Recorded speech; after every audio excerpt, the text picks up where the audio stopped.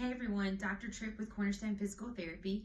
Wanted to just break down neuromuscular re-education in a little bit more detail for you in case you have any questions or wonder what that might look like when you're in physical therapy. As a physical therapist, we use a number of techniques to restore normal function to a body part.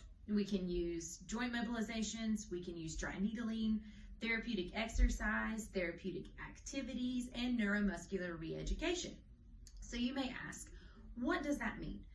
Neuromuscular re-education is techniques that we use to restore function to a body part that can no longer do what it used to be able to do. So for instance, you got an injury to your shoulder, you can no longer throw the baseball as accurate, as fast, or as coordinated as you used to do.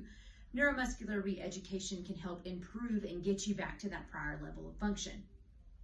What it may look like when you're inside of a clinic is starting slow with controlled movements, going through that motion that you can no longer do to re-educate the muscles, get the joint input, the blood flow to re-establish that normal movement pattern.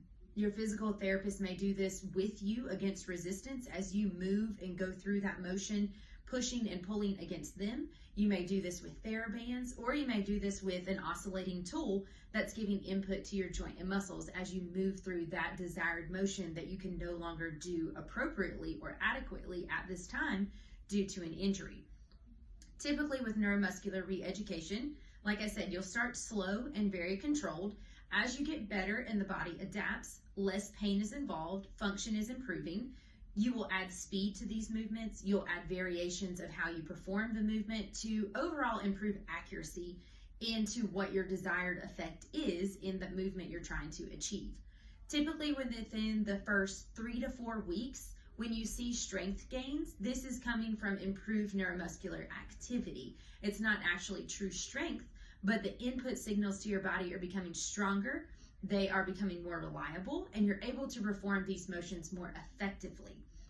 So when you're in physical therapy, this could be used in terms of balance activities, could be used in terms of what we would call PNF patterns, or proprioceptive neuromuscular facilitation, that your physical therapist would take you through different patterns that are very functional movements that we may need to perform in our daily life. Or these may be things where you're performing very slow, controlled type squatting motions to regain that control and actually feel what the proper movement is supposed to be in your body.